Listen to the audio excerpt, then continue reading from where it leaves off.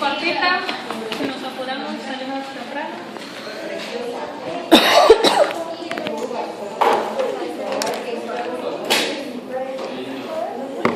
Bueno, entonces, recapitulando, el día de ayer habíamos empezado a ver ya grupos prostáticos, sustratos, los desactivadores, metalenzimas, dependiendo del origen, dependiendo de la afinidad que tuvieran con el enzima, ¿sí? Vimos dos vitaminas que eran la B1, la B2 y decíamos que lo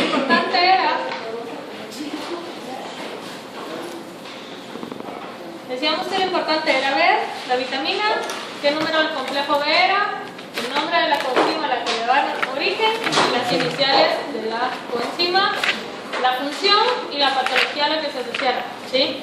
Va, entonces, ahorita vamos a empezar a ver ya la B3, perdón, que es la niacina.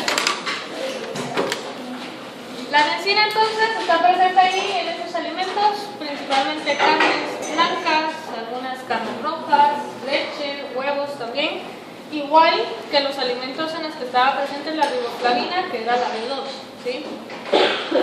A las coenzimas a las que le da origen la niacina es igual a 2. Si se recuerdan, la riboflavina, que es la B2, le daba origen ¿a qué coenzimas? Al FAL y al FMN, que la estructura era igual, la diferencia era que FAL tenía un nucleótido de adenina, ¿sí? Luego decíamos que la función era similar, las dos podían transportar 1 o 2 electrones, y en base a eso tenían una forma reducida, una forma oxidada y un estado radical libre, ¿sí? ¿Eran grupos prostéticos o cosustratos? Grupos prostéticos, ¿sí? Entonces, les resalto esto porque la función del FAD es muy similar a la función del NAD, que es el NAD, ¿sí? La diferencia es que el NAD y el NADP son cosustratos, ¿sí? No son grupos prostéticos. Son cosustratos y las dos son coenzimas de nicotinamida. Entonces, ¿qué quiero que vean? Que este anillo que tenemos acá es la vitamina. Y que al momento de cambiar este ácido carboxílico por un enlace amida, tengo la nicotinamida. Este anillo forma parte de estructuras más complejas, que vamos a ver en un ratito, que son la nicotinamida, adenina, dinucleótido, nicotinamida, adenina, dinucleótido, oxidada o reducida. Oxidada, ¿sí? ¿Qué me indica este signo más? Ausencia de electrones, ¿sí? Por lo tanto, ausencia de electrones también. Y el fosfato de nicotinamida, adenina, dinucleótido. Lo mismo, la diferencia es que es fosfatado, ¿sí? Entonces acá la diferencia entre el NAD y el NADP es esa P, que indica el fosfato. Los dos tienen una forma oxidada, quiere decir que los dos tienen una forma reducida. Entonces acá está. Esta sería la forma oxidada, si se fijan, este es el anillo de nicotinamida. El anillo que está en rosado era la vitamina. Esta era la modificación ya para la coenzima, pero quiero que vean que puede unirse a un mononucleótido y luego a otro, y por lo tanto es dinucleótido, ¿sí? Que puede o no tener fosfato, que si no lo tiene es NAD y que si lo tiene es NADP, ¿sí? Y que los dos, entonces, quiero que se den cuenta, los fosfatos se encuentran acá, desprotonados a pH fisiológico. ¿Cuál es la carga neta de la molécula de la izquierda?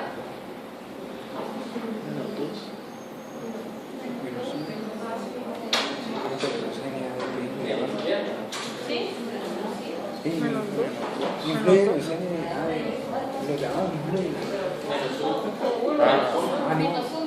Menos 1 sin fosfatos y con fosfatos menos 3. ¿Sí lo ven? No, porque es menos 2, ¿verdad? Sí. Negativo 2, negativo 3, negativo 4 y un positivo, negativo 3. Sin fosfato, negativo, negativo, positivo, negativo 1. ¿Sí?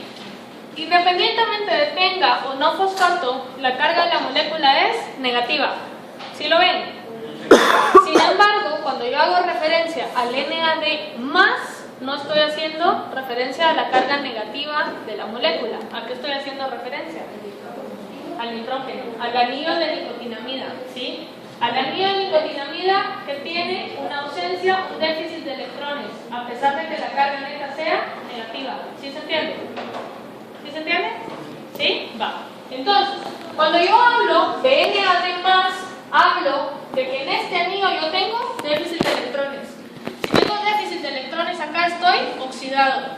Si yo vengo y recibo y acepto un solo electrón, ¿qué pasa con esta carga más?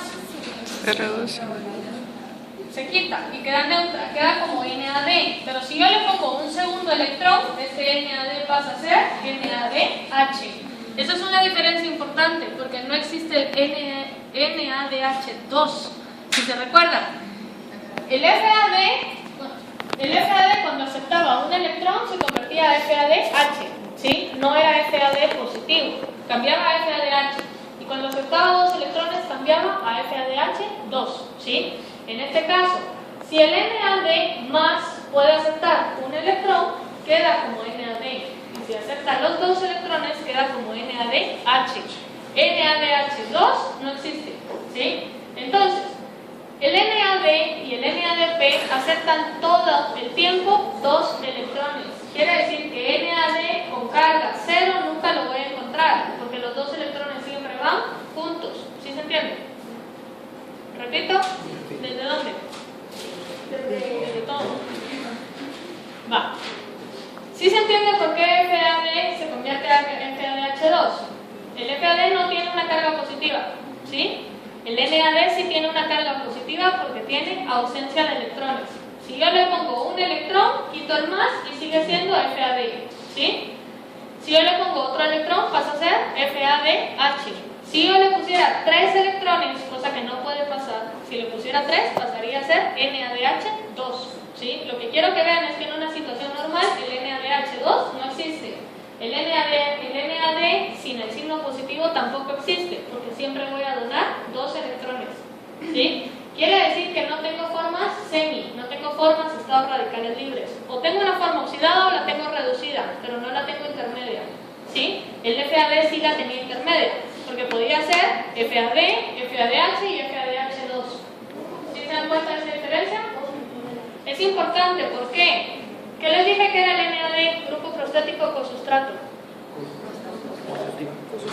Cosustrato, ¿sí? Si el NAD es un cosustrato y no puede hacer radicales libres, quiere decir que me estoy evitando el daño que va hacia afuera. Pero si el FAD puede formar un estado radical libre, que sería el FADH, el radical libre ¿dónde se está formando? Adentro. Y bajo ninguna circunstancia puede salir porque es un grupo prostático, ¿sí? Quiere decir que en ese caso ahí lo que yo estoy haciendo es disminuyendo el daño que puedo ocasionar afuera. ¿Sí se entiende esa parte? ¿Sí? Va. Entonces quiero que vean. Al momento de aceptar los 2 electrones bajo la forma reducida, un electrón va acá, el positivo se pierde, ¿sí? Se pierde el positivo y ahora queda con su carga neutra, ¿sí? Y el segundo electrón, ¿dónde va? A este doble enlace. Decíamos que este doble enlace era ausencia de electrones y protones. Quiere decir que si le meto electrones, el doble enlace desaparece y ahora puedo colocar un segundo hidrógeno aparte del que ya tenía. ¿Sí lo ven? Quiere decir que esto pasa a ser entonces NADH o NADPH. ¿Sí se entiende? ¿Sí? Algo importante de resaltar acá es que yo a veces puedo encontrarlo. Quiero ver si está aquí, esperen. A veces puedo encontrarlo así, como NADH más H. ¿Sí lo ven? ¿Este H tiene o no electrones? No tiene, porque ya se lo cedió acá, ¿sí? Quiere decir que lo pongo únicamente por estequiometría, para ver que se fueron los 2 electrones ahí y que los 2 electrones fueron cedidos por un hidrógeno. ¿Sí se entiende? Por eso no lo pongo como NADH2, lo pongo como NADH más H más, ¿sí? Indicando que ese protón perdió el electrón. Entonces acá, ¿todo el mundo me entendió? ¿No? ¿De dónde? Eso de NADH más H. Va, pero sí se entiende por qué se escribe solo NADH. Eso sí, ¿cuántos electrones le metí a esta molécula? 2, ¿sí? Pero los 2 vienen de 2 hidrógenos, ¿sí?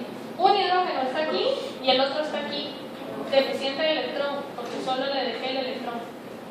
Quiere decir que pone NADH más H más solo por estequiometría. ¿Por qué en todo caso no podría poner uno NADH2? Porque ese protón no está unido a la molécula, ¿sí? No hay lugar donde se pueda posicionar, solo dejó los electrones que se ven. O sea que entonces el H no, o sea, solo le da su, como que su regalito y ahí se va. Cabal. Ah, ya. ¿Sí? Cabal así, el regalito es el electrón. Ah, ya. ¿Sí? Va, entonces, Participan en reacciones de óxido de reducción, transfiriendo ¿cuántos electrones? 2. ¿Y el FAD? 1 o 2, ¿sí? Ayudan en la transferencia de electrones y actúan como cosustratos y no como grupos prostéticos, que era lo que hacía el FADH. Entonces acá hay algo importante. Diferencia principal entre NAD y NADP. Evolutivamente la célula logró separar a los dos utilizando el NADH para producción de energía, ¿sí? Y utilizando el NADPH para construcción de moléculas. Quiere decir que NAD o NADH se utilizan en catabolismo y NADP y NADPH se utilizan en anabolismo, ¿sí? Entonces acá está. Si yo tengo un combustible reducido, ¿tiene o no tiene electrones? Reducido, sí. Tiene electrones y los puede donar. Si está reducido, se los va a donar a alguien que esté oxidado. Le donan los electrones y quien estaba oxidado pasa a estar ahora reducido. Y quien estaba reducido pasa ahora a estar oxidado, ¿sí? En este caso actuaría NADH y NAD, porque es reacciones de óxido de reducción que liberan energía. Ahora, reacciones biosintéticas son reacciones que utilizan electrones, utilizan energía para construir. Quiere decir que el NADPH que esté reducido le va a donar los electrones a alguien que esté oxidado. Este alguien se convierte en reducido y quien estaba reducido ahora pasa a estar oxidado. ¿Sí lo ven? Hay un ejemplo acá. Yo tengo el lactato y el lactato está donando o recibiendo electrones. Donando. Donando electrones. Quiere decir que el lactato está reducido o oxidado. Reducido. Reducido. Si se reduce, si está reducido y va a reducir al NAD, ¿a qué se convierte el NAD? A NADH. Y el lactato se convierte en piruvato. Quiere decir que el piruvato es la forma oxidada del lactato y el lactato es la forma reducida del piruvato. ¿Sí o no? Pero para qué dijo que sería el NADPH. NADPH construcción, NADH degradación. Con la P construcción, sin la P degradación. ¿Sí? ¿Se entiende esa parte? Si yo le pongo electrones al piruvato, ¿en qué lo convierto? Lactato. En lactato. Si yo le quito electrones al lactato, ¿en qué lo convierto? Piruvato. En piruvato. Si yo le pongo electrones al NAD+, ¿en qué lo convierto? NADH. Si yo le quito electrones al NADH, ¿en qué lo convierto? No, al H que está arriba. NAD+. ¿Sí? O sea, lo que pierde ¿Ok? es el H arriba. ¿Vale? ¿Sí? La deficiencia acá es el ADRAX, es una deficiencia dietética como todas las demás, debido a la ingesta o absorción inadecuada de niacina. Está asociada a deficiencia de triptófano y piridoxina y enfermedades y fármacos que desvíen la síntesis de NAD a partir del triptófano. Algo importante acá es que el triptófano le da origen o sea, el triptófano, el aminoácido se va a unir a esa parte de la vitamina para formar la coenzima. Y la piridoxina es otra vitamina que está asociada a los mismos alimentos que contienen niacina. Por lo tanto, la deficiencia casi siempre va de la mano, ¿sí? Bueno, siguiente vitamina es el ácido pantoténico. Como es un ácido, está protonado. Quiere decir que la forma desprotonada es el pantotenato, ¿sí? Entonces, ácido pantoténico y pantotenato es lo mismo que B5. Intervienen en la formación de hormonas y anticuerpos, o sea, funcionan para el sistema inmune. Mantiene el sistema inmune en buen estado y activa las defensas y puede aumentar la resistencia al estrés. O sea, como quien dice que mientras más ácido pantoténico consuman, más o mejor manejo de estrés tendrán, o sea, menos estrés tendrán. Mientras más ácido pantoténico consuman, mejor sistema inmune tendrán, o sea, se enfermarán menos.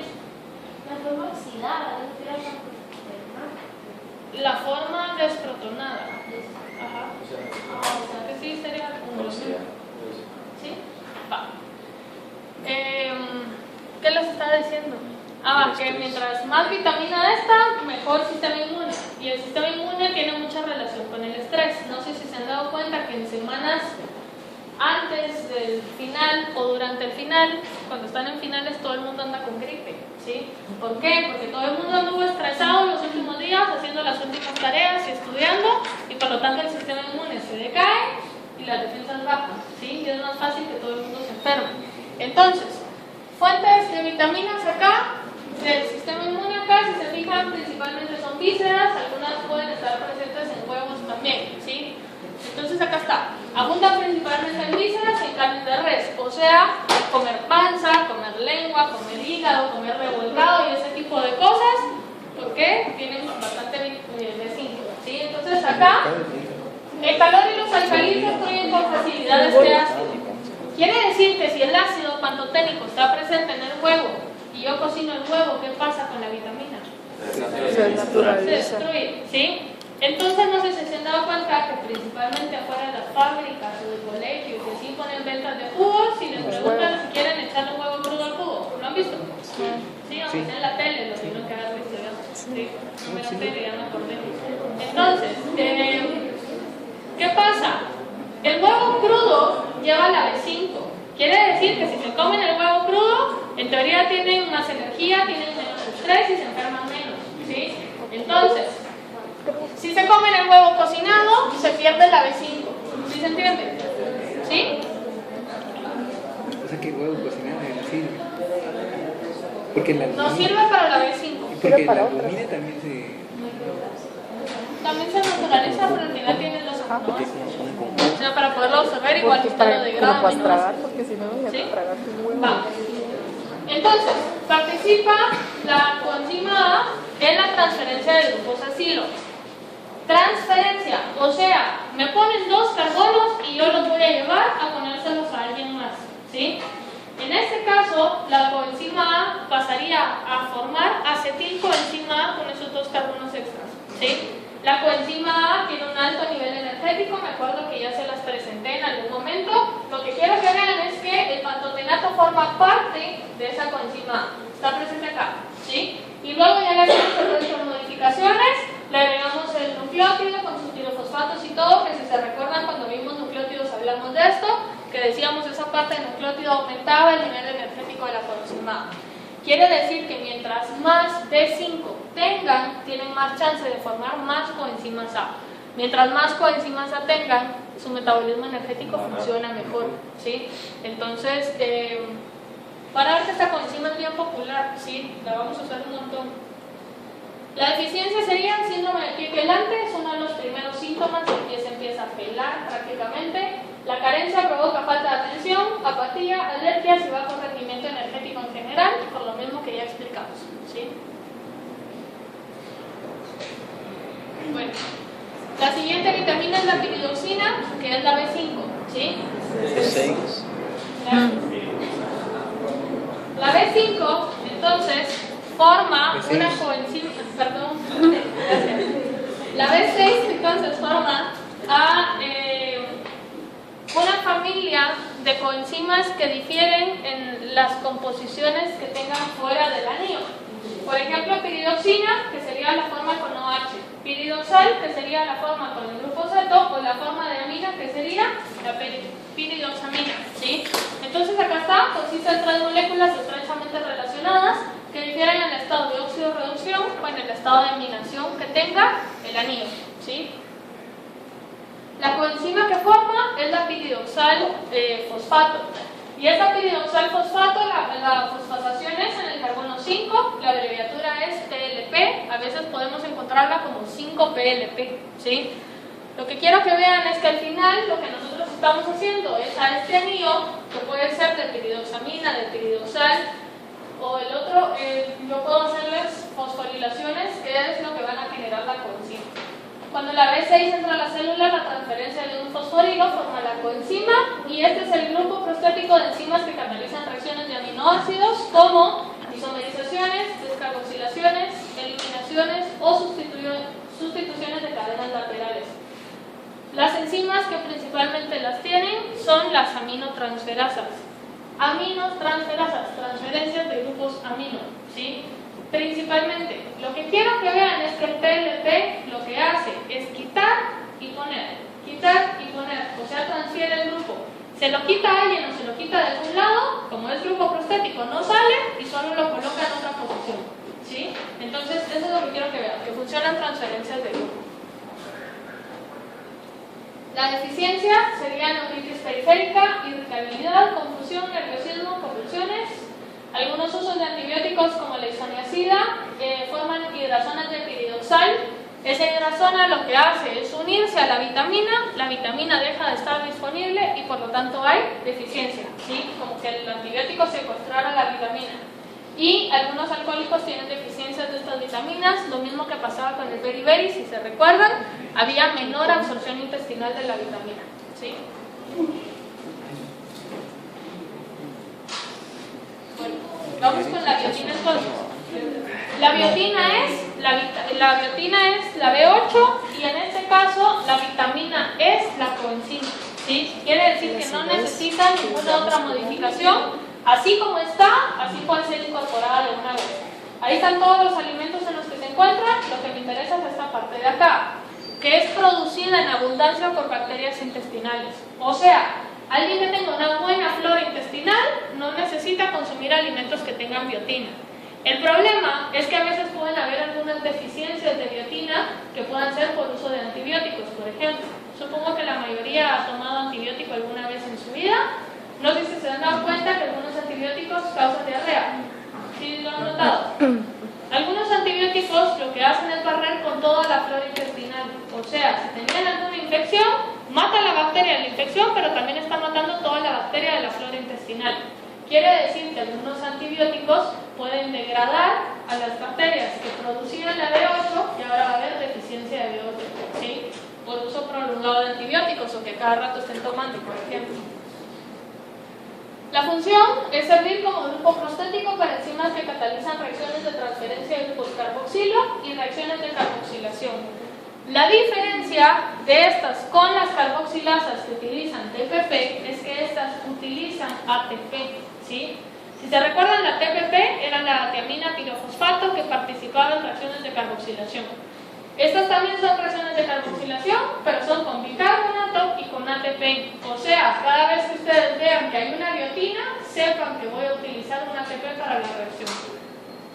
¿Sí se entiende? ¿Sí? Va. Entonces, coloco carbonos acá y lo que quiero que vean es que la biotina, que es toda esta, es la que se une directamente a la proteína. O sea, es un grupo prostético y la vitamina es la coenzima. La deficiencia puede estar asociada a dermatitis, depresión, alucinaciones, dolores musculares y algo bien interesante acá. La clara de huevo tiene una proteína que es termolábil que se llama avidina. La avidina forma complejos muy fuertes con esta B8. Si la avidina forma un complejo con la B8, ¿cómo podría destruir yo la avidina si es termolábil? Con calor, cocinando el huevo. O sea, si me como el huevo crudo, es más fácil que mis niveles de B8 estén bajos, ¿sí? Deficientes, porque la avidina forma ese complejo y ese complejo entonces ya no deja que pueda absorberse la vitamina. ¿Sí se entiende? ¿Sí? Quiere decir que tomarse el jugo de naranja con el huevo crudo no necesariamente es bueno, ¿sí? Deben de mantener un equilibrio, dependiendo de qué quieran. En otra sección me dijeron de que lo bueno es tomarse el jugo únicamente con la yema y no con la clara, ¿sí? Es otra opción si quieren mantener una dieta balanceada de vitaminas, ¿sí? Bueno. O sea que sí sirve para el huevo cocinado.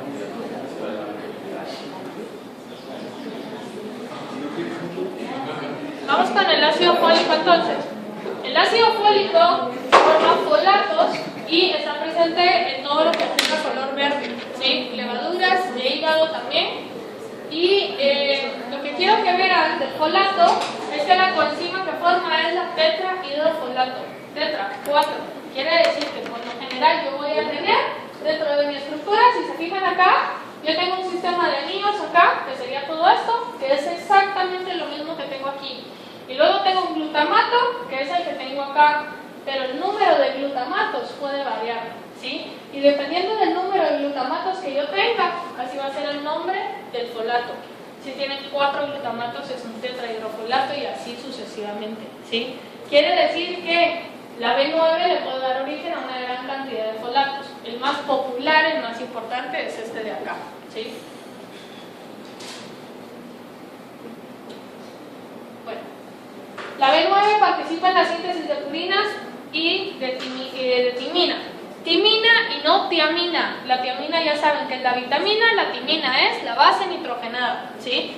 Quiere decir que si yo no tengo B9 en la dieta, yo no voy a poder sintetizar bases nitrogenadas y por lo tanto no voy a poder sintetizar ADN. Por lo general, si no lo puedo sintetizar, eso está relacionado a anemia. Entonces, funcionan como un buen blanco terapéutico, por ejemplo, en algunas quimioterapias. Si alguna persona tiene cáncer, el cáncer es una aumentada proliferación celular. Para que la célula pueda proliferar y pueda dividirse, necesita síntesis de ADN. Si yo inhibo la síntesis de ADN, estoy inhibiendo la proliferación celular. El problema entonces serían todos los efectos adversos que vendrían de la mano. No habría ningún tipo de proliferación celular, no habría disponibilidad de bases nitrogenadas para ninguna hebra de ADN, ¿sí? Por eso algunas deficiencias causan anemias megaloblásticas y por eso es importante darles B9 a las embarazadas. ¿Por qué? Porque yo necesito un buen transporte de oxígeno, porque ya vimos que la hemoglobina fetal es más afín al oxígeno, ¿sí? Quiere decir que la embarazada es muy fácil que pueda tener anemia. Y aparte, el feto está en una proliferación normal o una proliferación celular natural, ¿sí? Entonces necesitamos dar ahí todo lo necesario, ¿sí? Otra de las vitaminas importantes para las embarazadas es la B12, ¿sí? No solo para las embarazadas, pues para todo el mundo, pero principalmente a las embarazadas. La B12 es la cobalamina, que esta también es sintetizada por microorganismos, pero también está presente en vísceras y existen también en mariscos, ¿sí?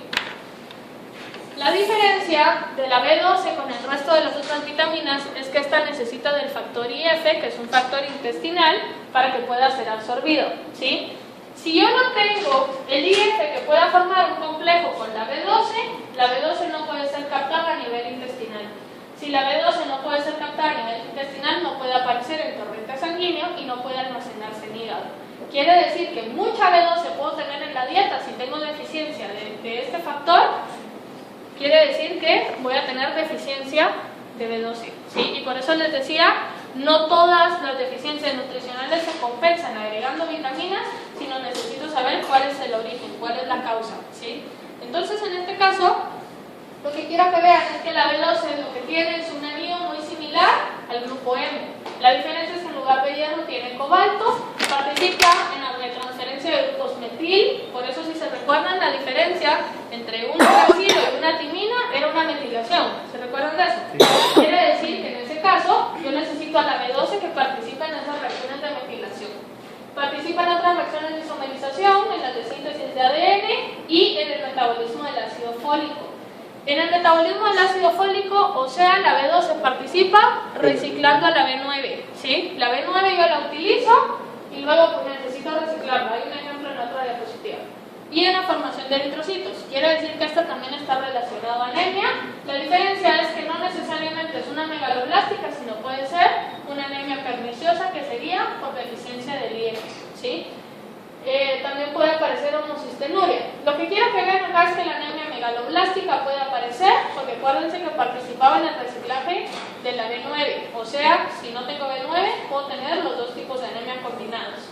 Luego acá, esta parte de la homocistenuria es que aparece homocisteína en la orina y esto se produce en consecuencia cuando este tetrahidrofolato no puede reciclarse, ¿sí? Si se fijan acá, se produce para que pueda seguir siendo utilizado en las otras reacciones.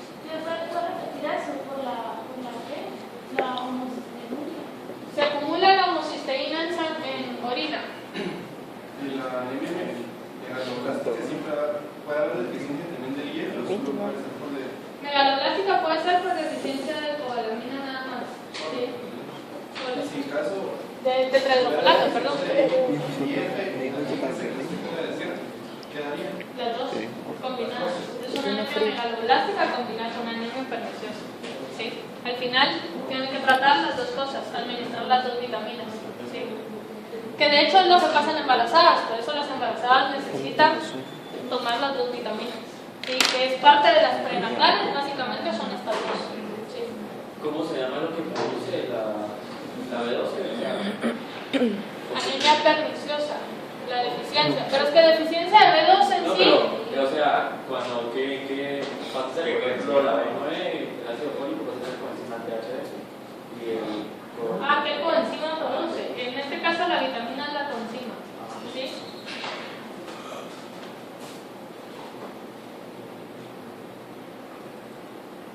Y por último, entonces, vamos con el ácido lipoico, que lo que quiero que vean del ácido lipoico es que es un ácido graso de 8 carbonos, ¿sí? Es un ácido graso de 8 carbonos que puede sintetizarse, y por eso, si se recuerdan, ayer les dije, el ácido lipoico no tiene un número porque no necesariamente es del complejo B, porque lo podemos sintetizar, ¿sí? Participa en transferencia de grupos acilo y funciona como un brazo giratorio. Esto es bien importante. Ayer les dije que esta coenzima participaba en reacciones del ciclo de Krebs. ¿Se recuerdan que les dije eso? En este caso yo quiero que se fijen en este puente de disulfuro que tenemos acá. ¿Oxidado o reducido? Oxidado. Si yo lo reduzco, lo abro, ¿sí? Que era lo mismo que pasaba con las dos cisteínas al momento de formar cisteína. ¿Se recuerdan de eso? ¿Sí? En este caso, yo puedo venir y puedo reducir este puente de disulfuro. Si lo reduzco, el puente de disulfuro se abre. Si abro el puente de disulfuro a ese sulfidrilo, yo puedo pegarle un grupo funcional, ¿sí? Si le pego el grupo funcional, entonces ¿qué va a hacer el brazo giratorio? Va a llevar un grupo de acá hacia acá, ¿sí? Para que eso pase, si estaba oxidado, lo reduzco, lo abro, le pego el grupo funcional y ahora gira hacia el otro lado. Llevé el grupo hacia el lado contrario. Dejo el grupo donde tiene que estar. Para que esto vuelva a funcionar, ¿qué tengo que hacer? Ya le quité el grupo funcional, tengo que volverlo a oxidar, ¿sí? Está reducido, empieza estando oxidado. Entonces, oxidado, grupo funcional, lo traslada, deja el grupo funcional y tiene que volverse a oxidar, ¿sí? Y así sucesivamente puede estar llevando grupos de un lado a otro. Entonces, forma de ácido lipoico unido a una proteína quiere decir que participa como un grupo prostético, ¿sí? El ejemplo son las dos enzimas del ciclo de Krebs, que realmente son complejos multienzimáticos, o sea, complejos de 3 enzimas, que estaría la piruvato deshidrogenasa y la alfa-cetoglutarato deshidrogenasa. Las dos tienen ácido lipoico y las dos van a tener esa transferencia de grupos de un lado a otro, ¿sí? Entonces funciona exactamente igual. Esta tabla que está acá es una tabla en donde está resumida la patología y la vitamina, ¿sí? La deficiencia de vitamina, que sería la patología, y qué vitamina. Esta tabla, me recuerdo que el año pasado le encontré un error y la edité, ¿sí? O sea, en el libro está con un error. Lo que no me recuerdo es que la edité, ¿sí? Entonces, se los digo porque cuando la vean en el libro, probablemente encuentren un error, pero no sé cuál es, ¿sí? Entonces, revisen lo escrito, vean el error y compárenlo. O sea, si lo encuentran, no se guíen por la tabla que está en el libro, ¿sí? Piensen por lo que está escrito en el libro, ¿sí? Luego les tenía acá las vitaminas liposolubles, que realmente no pienso volvérselas a dar, así que solo les voy a enseñar las diapositivas, que son prácticamente las mismas de la clase anterior.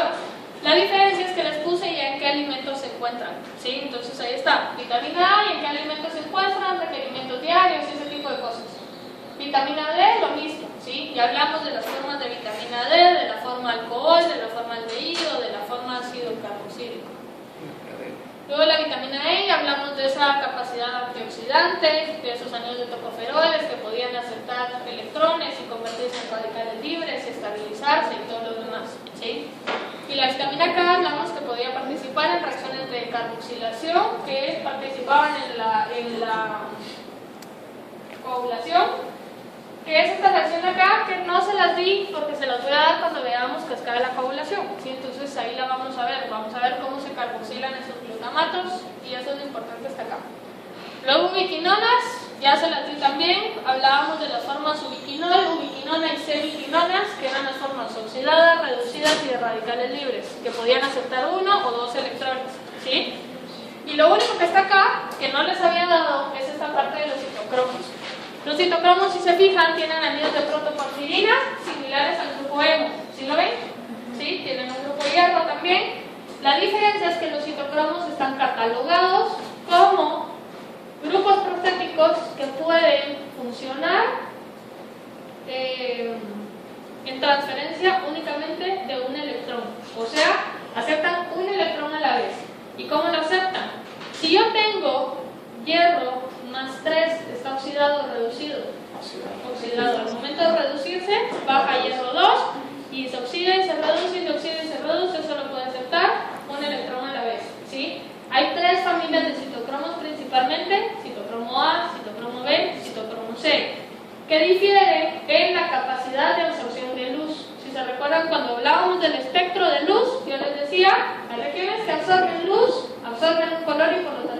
al otro. ¿Se recuerdan de eso? Quiere decir que los citocromos pueden generar colores.